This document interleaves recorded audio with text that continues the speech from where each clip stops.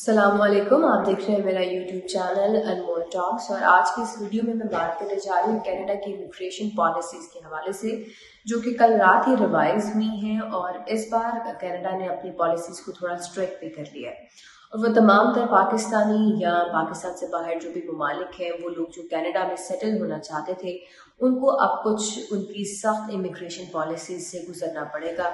Basically Canada का जो M है वो अपनी पॉपुलेशन को कम कर रहे हैं, क्योंकि उनके पास उनके मुताबिक अनएम्प्लॉयमेंट रेट कुछ बढ़ रहा है।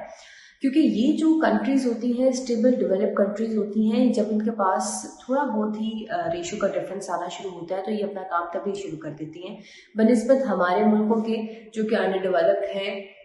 इनके पास जब एक बहुत बड़ा गैप आ जाता है तो तब ये अपनी वर्किंग को स्टार्ट करते हैं।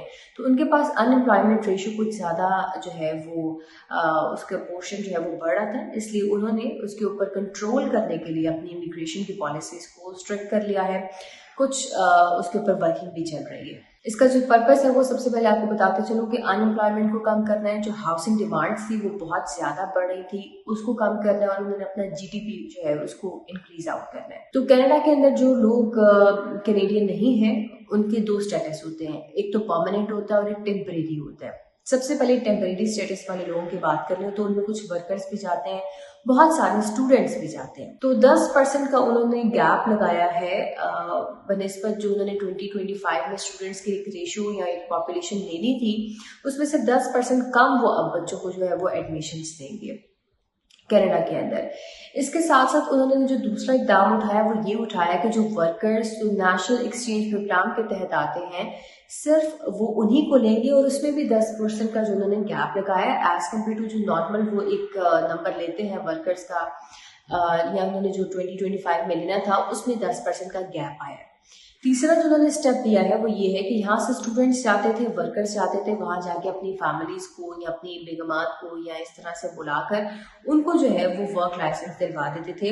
तो उन्होंने ये काम किया है कि जो work permits for the spouses हैं उनको ख़त्म कर दिया है। वो इसको बिल्कुल ही जो है वो ख़त्म कर देंगे, और अगर देंगे भी तो बहुत लिमिटेड फॉर्म में देंगे वो, क्योंकि लोग वहाँ पर खुद जाते थे, उसके बाद फिर किसी और तरीके से चाहे स्टूडेंट वीज़ा पे या वर्क परमिट के ऊपर अपनी फैमिली को या पार्टनर्स को बुला के तो वो दोनों अपना काम करते थे और इस तरह से अपने फैमिली के मामला को जो है वो अपना स्टेबल लेकर चलते थे।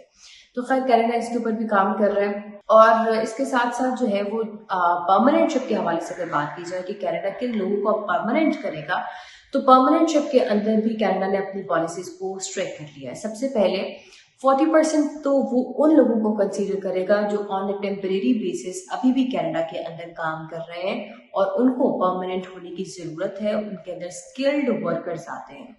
इसके अलावा एक बड़ी प्रोपोर्शन उन लोगों की होगी जो इकोनॉमिक क्लास से रिलेट करते हैं और in the manner of health and trade, यानी कि ये दो डिपार्टमेंट्स हैं या ये दो मैनर्स हैं जिसके अंदर इकोनॉमिक क्लास के जो लोग होंगे जो इन्वेस्ट कर सकते हैं अच्छा खासा, जो वहाँ पे जाके कोई सेटअप ऑन कर सकते हैं, उनकी इकोनॉमी के अंदर जो है वो अपना किरदार अदा कर सकते हैं। कनाडा उन लोगों को परमानेंट करने के हवाले से सोचेगा।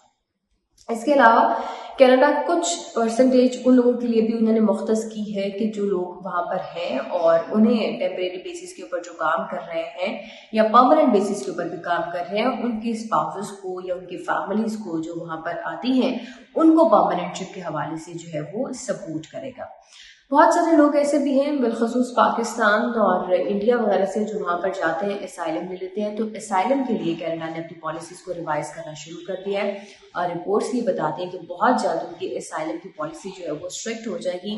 That will be fair and strict too, क्योंकि वो चाह रहे हैं कि हमारी पॉपुलेशन को कम से कम जो है वो किया जाए ताकि हम अपने रिसोर्सेज जो है उन्हें ज़्यादा से ज़्यादा यूटिलाइज कर सकें। तो वो सारे लोग जो कनाडा जाने के सेटल होने के बारे में सोच रहे हैं, अब कनाडा जाना इतना आसान नहीं रहा, ना ही इतना फेजेबल हो चुका है। आप इन्वेस्टमेंट जो करते हैं वो करते हैं, लेकिन उसके बाद जो कनाडा की पॉलिसीज हैं, बिकॉज कनाडा का जो लिविंग स्टाइल है, वहाँ का जो लाइफ स्टाइल है, that is considered as the ideal one. तो लोग वहाँ पे बहुत ज़्यादा, वहाँ की रशिंग है यहाँ की हमारे लोगों की, लेकिन अब वहाँ की पॉलिसीज बहुत स्ट्रिक्ट होती जा रही हैं दिन ब दिन। वहाँ पर इस तरह से जाना और इतना जो है वो आसान नहीं रह सकेगा जितना ये पहले कंसीडर किया जाता था फॉर द स्टूडेंट्स भी और फॉर द वर्कर्स भी। और इसके साथ साथ जो कनाडा की पोस्ट ग्रेजुएशन वर्क परमिट देता था कनाडा, उसमें भी उन्होंने कुछ स्ट्रिक्टनेस इंप्लीमेंट कर दी है। और कनाडा अब जो बच्चे वहां पे ग्रेजुएट होते थे, ग्रेजुएट होने के बाद जिन्हें वर्क परमिट मिलता था, अब उनकी क्रेडिबिलिटी को जज किया जाएगा और उनकी एलिजिबिलिटी को चेक किया जाएगा, फिर उन्हें वहां पर post graduate work licence permit दिया जाएगा, अदरवाइज ये लाइसेंस भी उन्हें नहीं दिया जाएगा। और जो लोग वहां पे टेम्परेरीली बेस्ड हैं इस वक्त, उनमें से एक खास परसेंटेज जो है वो उन्हें परमानेंट कर देंगे अगर वो लोग स्किलफुल हैं और वो लोग वर्थफुल हैं उनके लिए। बाकी जो लोग हैं वो अपनी कंट्रीज को लीव आउट कर देंगे, या तो इस तरह से कुछ इकदाम करेंगे कि वो अपने मुल्कों को वापस चले जाएं। और बाकी जो लोग वहां पर काम कर रहे हैं ऑन द टेम्परेरी बेसिस, उनमें से कुछ लोगों को वो अपनी परमानेंटशिप के अंदर रखेंगे, लेकिन बाकी जो लोग होंगे उन्हें वो अपने मुल्कों में वापस भेजने के लिए भी कहेंगे।